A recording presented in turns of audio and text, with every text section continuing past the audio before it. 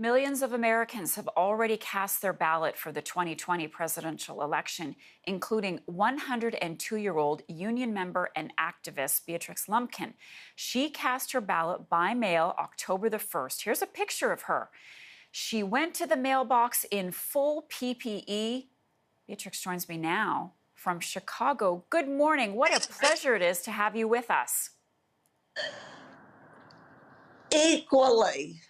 You know, they say a picture says 1,000 words, and yours does exactly that. It talks about the importance of voting and doing so in a safe way. Why is it so important for you? I'm going to call you B. Why is it important for you, B, to vote? I have never missed a vote since I voted for Franklin D. Roosevelt for president. But this election is by far the most important of my lifetime. And that's because of the threat where democracy itself is on the line. And I'm really concerned about President Trump's statement in advance that if he loses the election, it's a fraud, and refuses to make a peaceful transition. So an overwhelming vote in this election is our best chance to save our democracy and to continue to live peacefully. And I do care about all the generations coming after me and after my great-grandchildren.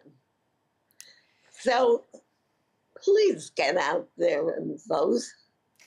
We're living through a pandemic, and it's dangerous to be out there, and there are all kinds of precautions that need to be taken, and we see you in your full PPE. I understand this was designed by your grandson, who is a teacher in Chicago.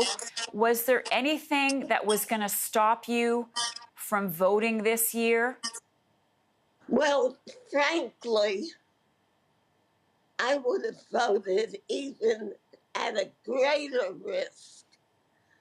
But wearing gloves and this great personal protective equipment that he designed, I felt fairly secure. But to prevent a fascist takeover that I thought could never happen, I would have walked, well, I could have walked 10 miles. I'd have had it start out the day before. You mentioned you first voted in 1940. You've lived through the Spanish flu, the Great Depression, World War II, the Cold War, 9/11. Of course, we're now in the COVID-19 pandemic. How do you see, or how do you hope America and the rest of the world gets through this?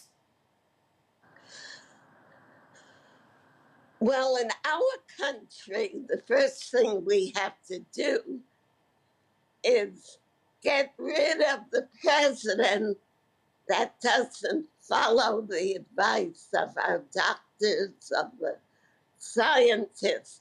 Our country was built on science. Remember that story of Benjamin Franklin and having a key on a kite that attracted electricity? We've always been known as innovators, but we're losing that by denying science. So number one, we get out and vote and elect a president who believes in science that built this country. Beatrice Lumpkin, you are an inspiration to people of all generations and a real role model. You're out there voting. Every vote counts. Thank you so much, and all the very best to you. Thank you again. Vote!